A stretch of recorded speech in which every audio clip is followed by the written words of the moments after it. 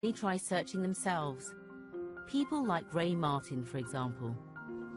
Ray was born in 1957 and grew up in Newcastle with the people he thought were his natural parents. Ray loved his childhood in 60s Newcastle. His family were part of the mining community, but the industry was in decline and they had to leave. Despite his brief time in Newcastle, Ray formed a strong bond with the city. I was only in Newcastle till the age of 11, and then I left. At the time, I remembered I cried my eyes out. It was very, at that time, at that age, it was very tearful. In those days, in 1969, the pits up north were closing. The only place which for the coalface was places like Nottingham. You know, the decision was made. We moved down to Nottingham. Initially, Ray enjoyed his new life in his new home. Yeah, we used to have some fun games. Local village kids played the other local village kids at football. But one night, at the age of 14, his world was turned on its head. There was an argument, you know, you can hear the voices downstairs in the kitchen, and I just happened to be on the stairs at the time. And then, as you do, when you're at that age, you think you want to listen, you want to be nosy and find out what is actually happening. Me auntie there says, you took him on, you adopted him. And as soon as I heard that, sitting on the stairs, it just, you know what I mean, it just bang. And it was a shock. It just seemed like you were in a cocoon after that, you know what I mean? You're oblivious to what was going around you. You just, as soon as you heard that, it was just shock, and you were just, what? Ray had found out he was adopted in one of the worst ways imaginable, and life would never be the same again. The young Ray was left with lots of questions, but his adoptive mother, Violet, wouldn't give him any information about his background. She wouldn't say nothing because, as far in her eyes, I was her child, and that's how she looked at it. So that you can imagine there was no questions.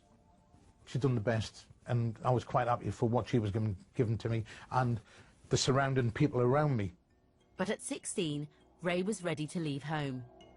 He joined the army and had a family of his own. It wasn't until his adoptive mum, Violet, died that he felt able to begin the search for his birth mother. What I wanted to do is, I wanted to meet my mother, my birth mother, and I wanted to see how she felt, because I know in myself that for any woman to give up a child, for any reason, it is hard. It's got to be hard. So that's why I wanted to meet. Let her in her own time tell me what I wanted to know. All he had to go on was his mother's name, Maureen Robinson, from a scrap of paperwork. My birth mother, Maureen Robinson, she, you know what I mean, she had me christened at Wallsend St Luke's Church. But it wasn't much to go on, really. You know, it was difficult and like a needle in a haystack. Ray and his wife wrote letters to lots of different Maureen Robinsons and did all they could to find her. But by his late 40s, Ray gave up hope and decided to stop looking for his mum. It's demoralising when you think about it, because it's something which you want to close your book. And you will never get to the end of that book if them pages are missing. Ray concentrated on bringing up his own family. But his son Alan had witnessed his dad's search for his birth mother while he was growing up.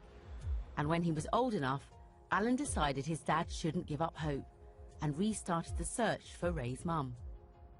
What I really wanted to provide my dad was the answers to his questions. Alan was born in the digital age and had the tenacity and the know-how to take on the task. Part of it is the person that I am as well. I love a challenge, you know, and what more of a challenge than something that somebody else couldn't solve. What also changed was it was the age of the internet and various other tools that are out there. Despite all the years of searching, Alan's dad Ray hadn't left him with much to go on. The information we had was purely just his mother's name. Unfortunately, it's a very common name up in Newcastle, and we had no date of birth, which is the tricky thing. So Alan decided to guess his grandmother's date of birth. Gene's Reunited played a key part. Many evenings were spent searching for births, marriages, deaths, and a lot of information was gathered, lists of people's names who were potential matches. By searching the marriage records, Alan found 16 potential Maureen Robinsons who got married around that age in Newcastle. Armed with his list of potential grandmothers, it was time to leave Essex and head north.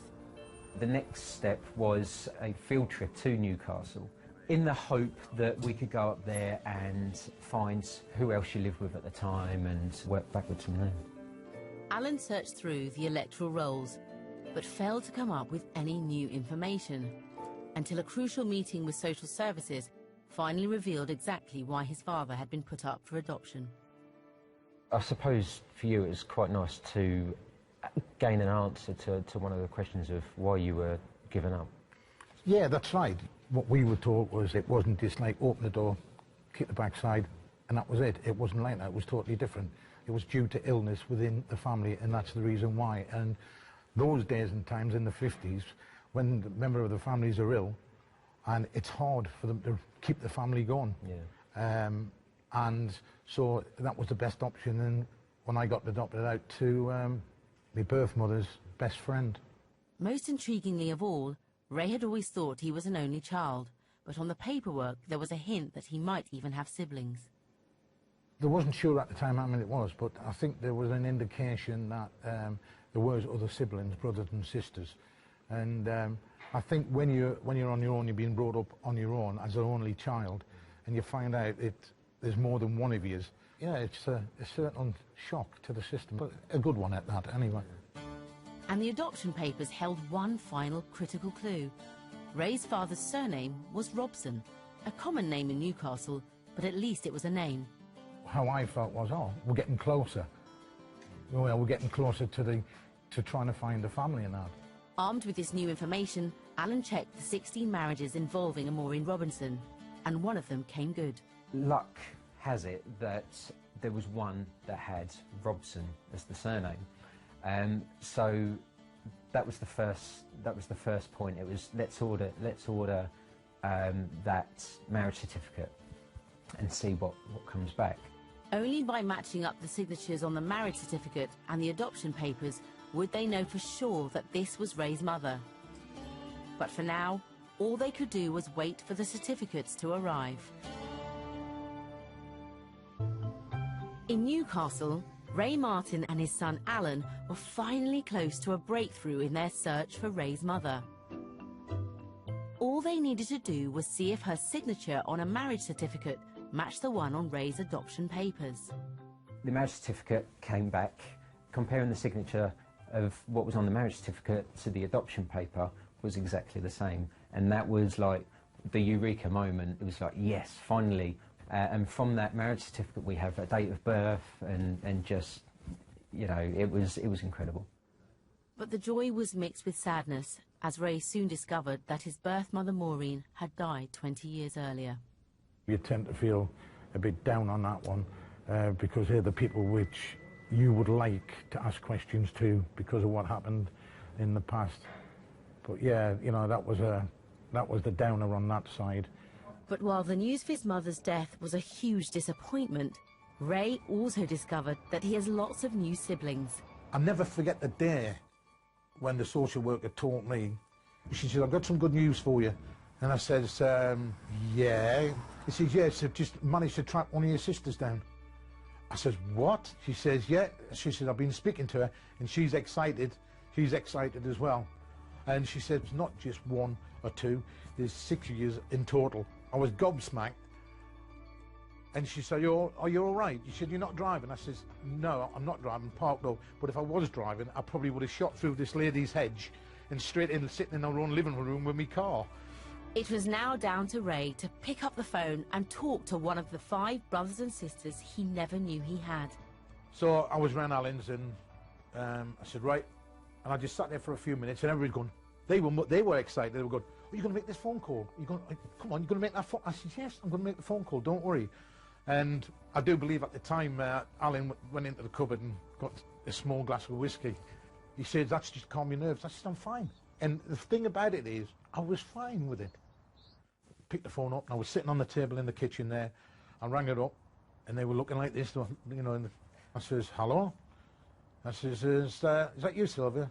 She says, yeah, it's Ray. Oh, how, you know, you can imagine what it was like. She was ecstatic, you know, and it was lovely, you know what I mean?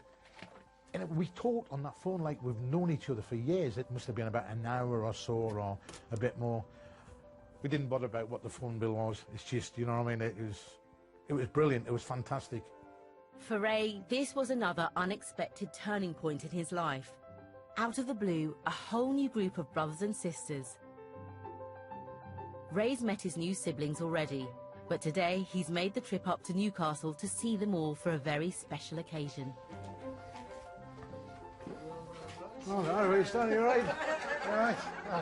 Happily, the news they had another brother has been welcomed warmly by all of Ray's new siblings.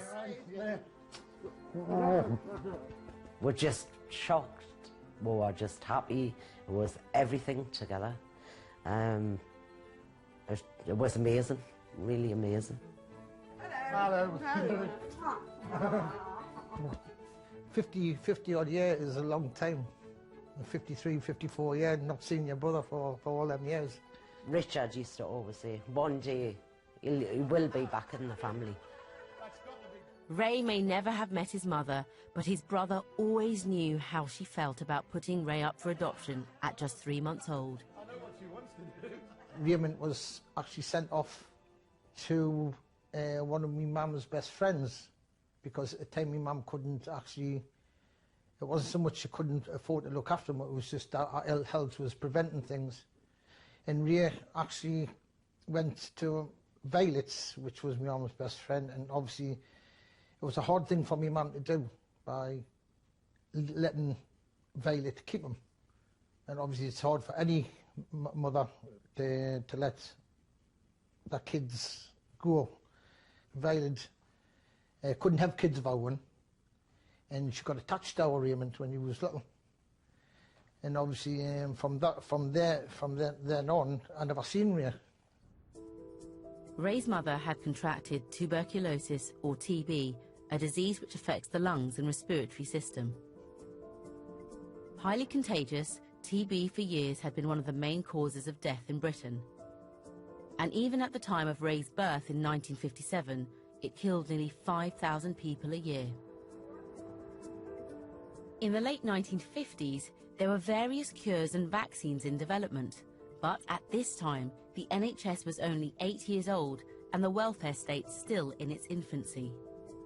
One of the most common treatments, especially in poorer parts of the UK, was to be taken to a sanatorium, which was sometimes run by nuns. These places of rest were often in the countryside, where fresh air and relaxation were the order of the day. If this treatment didn't work, there were various surgical procedures available to attempt to remove the infection from a patient's lungs. While his mother was in the sanatorium, a 3-month-old Ray and his brothers were looked after by friends. And then, feeling unable to cope with a young baby while in recovery, his mother gave him up for adoption. It wasn't by choice that my mum wanted to do it, but she had a hard decision to make, and she made it. She did regret it the rest of her life, because obviously she had Ray on her mind, she had the other kids on her mind, and obviously as time went past, she had crying sessions at weekends and day through the week, things like that. At the end of the day, whose mother wouldn't?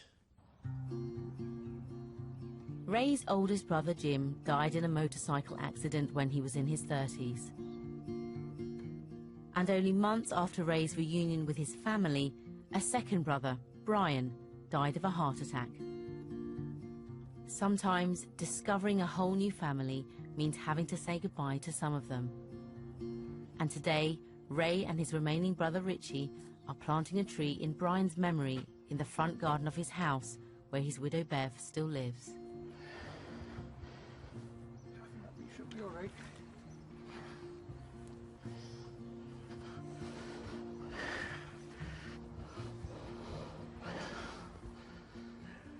That's for you, son. I think we've done a good job there.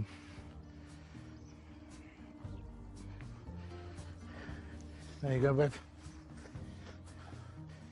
That's for you, so when the times you come out in the morning, you can look at the tree. And as we know, Brian used to look out the window. So I think this was an appropriate thing. The right tree, the right place. For the guy. For a nice guy. We all know he is. We're all family. And Bev, it's all yours. All right.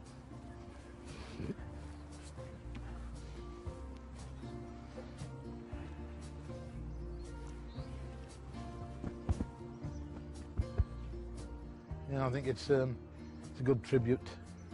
Good tribute to. I mean, we lost other members of the family as well. Unfortunately, I couldn't be there to see Mum, Dad, James.